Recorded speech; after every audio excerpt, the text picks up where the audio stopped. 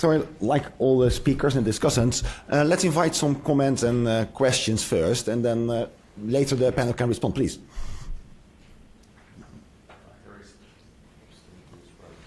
Harry Selker, Tufts. This may be too practical or patient-centered for such an analytically sophisticated presentation, but I'll try it anyway. And I'm going to march under the banner of patient-centeredness in this, because in a sense, you all are talking about randomized trials and how to understand them and looking for the effects in real world.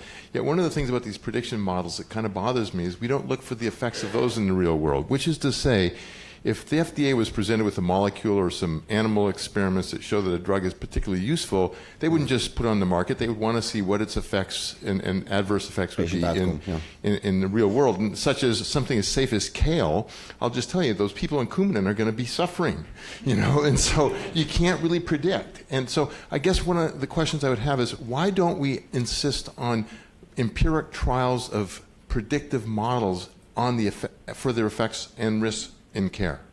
Okay, so that's a question on, evaluation of these proposed models.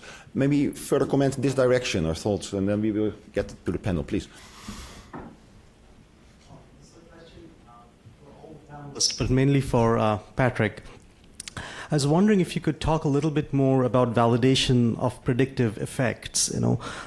Predictive risk is the validation is more straightforward because in the data you actually observe risk, and so you can validate. But you don't observe effects in external data; it has to be estimated. So how do you really validate predictive effects? Yeah, so really the fundamental issue of evaluation. Maybe one third comment, and then we get to the panel question. Yeah, please.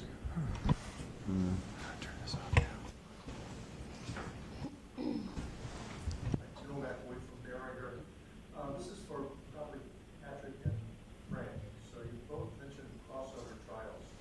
What do we know about how individual responses change in the same patient over time? And do we need to cross patients back over after the first crossover? Yeah, so on the crossover issue. So, Patrick, would you like to start? It was a very concrete question. I wanted to answer the first question. I'll answer the third one, which is yes, crossover bidirectionally if you can. I've not personally been involved in evaluation of those studies, but I think there's strong interest. Frank mentioned Stephen Sen as a strong advocate for looking at studies like that. I think the first question was about, I think, the relevance of predictive models, prognostic models, for a given patient. And I feel like we don't do a good job of showing the source data that generated that prediction, and we could and should, and where this patient lives relative to that source data. So there's simple things I think we can do a much better job at. For each predictor, let's say it's age. Let's say I'm 82 years old, if I'm using your prediction model, I can see, 82 is well outside the range that was used to generate this prediction model. So I think we have a responsibility to communicate better the evidence base that generates those predictions, and to use that carefully to orient, is it applicable? That's only one part of it I appreciate. Yeah. I'm just to be clear, I'm not talking about doing more analysis of to whom it applies. I'm actually saying use it in real care. Yeah. And see what its impact is on care, because all this prediction is lovely, but just like molecules are lovely, but if you don't actually use it empirically in the delivery of care, it's just kind of a illusion. Right. Yeah. I think we're not there yet, kind of culturally, right? We don't have enough of the predictive models, so people are so happy when they have one. They say, I'll do some simple statistical trick to show that it works. But you're absolutely right. That's in the ideal setting. That's the next step that hopefully we can go to. Yes. So, Patrick, maybe you could continue just on the very concrete issue of evaluation of benefit versus outcome risk prediction. So I think, Anirban, it's like that red and blue graph, right? You need new data to do validation, and in that new data, you look to see does your prognostic risk correlate with observed risk, and is the difference between the treated and untreated correlate with what you predicted? So I think it's just a two-dimensional version of what we typically do in one dimension. Yeah, so inherently more complex. External data, you still need exogenous variation. Yeah. Those who did not get it. Yeah. Frank, you wanted to comment?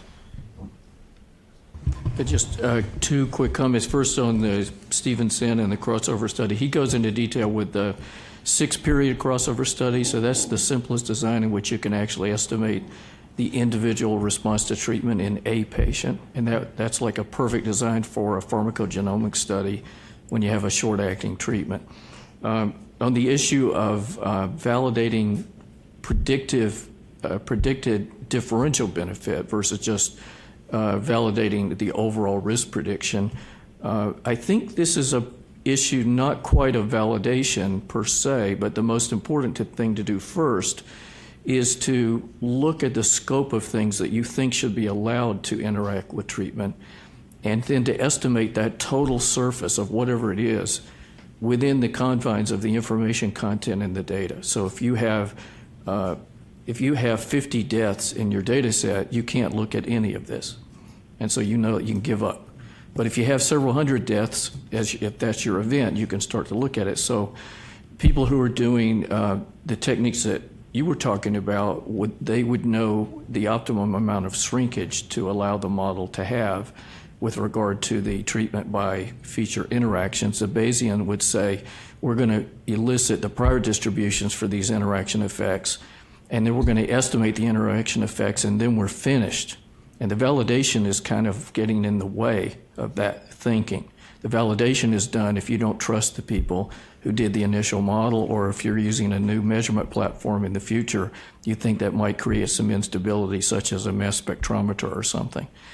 But getting the parameters estimated such that you're not estimating noise, but you're estimating signal, which means if you had 200 deaths and you had to look at 30 things interacting with treatment, you might effectively have 3.2 parameters that you're estimating.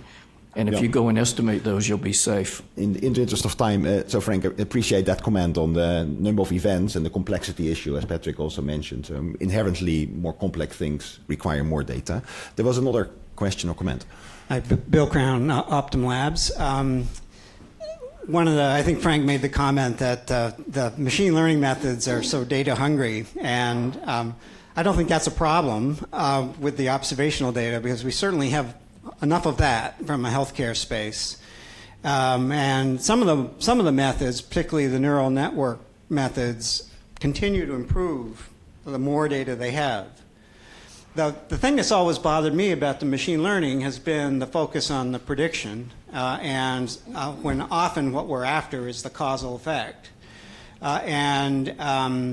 This is an area, I think, where people have been using to date, been using the machine learning methods to identify the features that are related to the outcome of interest, and then re-estimating them in a causal modeling framework to try to draw a causal inference from them.